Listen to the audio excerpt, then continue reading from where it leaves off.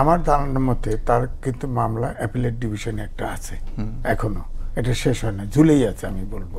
এটা ক্লিয়ার হলে আমার মনে হয় তার আসার সমস্যা নাই। কিন্তু ডক্টর ইউনূস যখন দেশে এসেছিলেন তখন তো তারও মামলা ছিল, কিন্তু এসে সেটা মানে নিষ্পন্ন হয়েছে, তিনি প্রধান উপদেষ্টার দায়িত্ব পালন করছে। এটা তো অনৈতিক।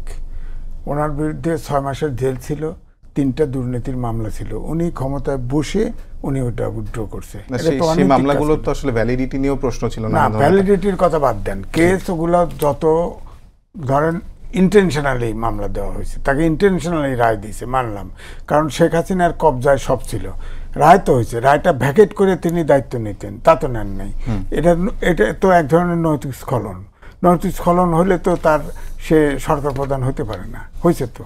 হ্যাঁ, এই জন্য আমি বলছি যে আপনি যেটা বলছেন, এখন অ্যাপিলেট ডিভিশনে তার বিরুদ্ধে মামলা আছে, এখন যদি আসে অ্যাপিলেট ডিভিশনে, ধরেন কথার কথায়, সেও তো মানুষ, সেও তো গ্রেপ্তার অ্যাভয়েড করতে পারে, এই কারণে যে অ্যাপিলেট ডিভিশনে কি রায় হয়। হ্যাঁ, তো সেটা সে দেখার জন্য হয়তো ওয়েট করতে। কিন্তু রাজনীতিকে সবসময় মানে এরকম সেফে থাকাই কি রাজনীতি নাকি আসলে? না, এটা দুরকমই আছে। এখন তো এটা নির্দলীয় সরকার, এখন তো অনেকটা ফ্রি ফল অল, নির্দলীয় সরকার, তার ভিতরে তো জেলে যাচ্ছে মানুষ।